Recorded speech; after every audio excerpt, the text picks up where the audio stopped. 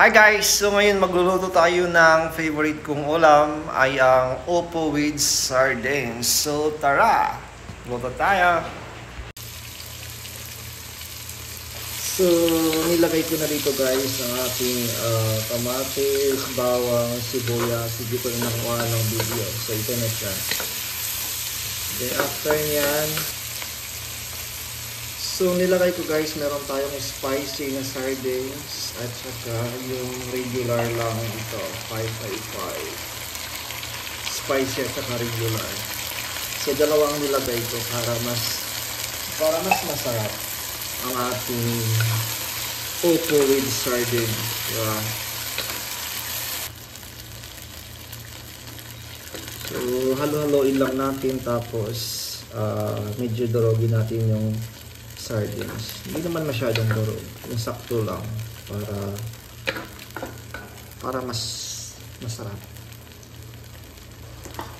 So next, ilagay na natin ang ating opo. Yan, marami akong binili guys. Bali malaki. Isang peraso lang ito kaso malaki. Yan.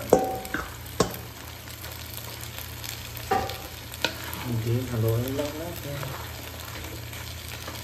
Just mix.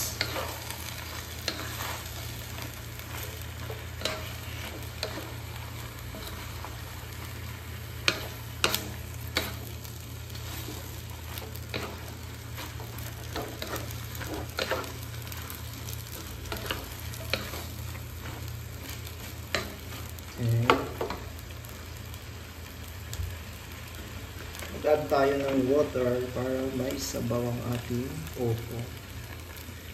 Yan, okay na yan.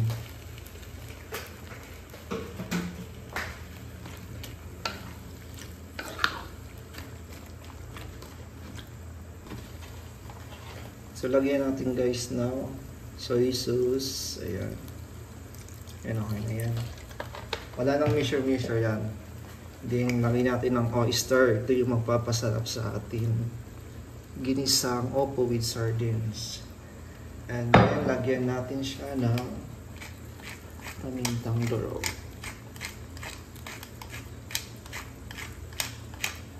Ayan. And lagyan din natin siya ng garlic powder. Then kunting halo lang. So mamaya ko na siya lalagyan ng salt pag kumulo na ito.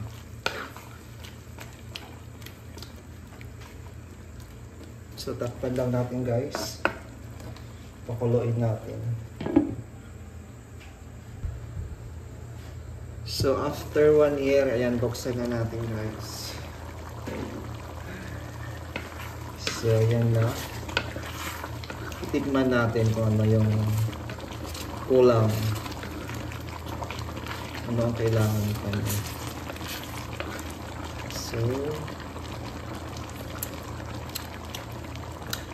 So dadagdagan lang natin siya ng konting salt kasi kanina nilagyan natin siya ng soy sauce at saka oyster. Yan, okay na yan. So thank you for watching guys. So this is our ginisang opo with sardines. Yummy. Bye bye.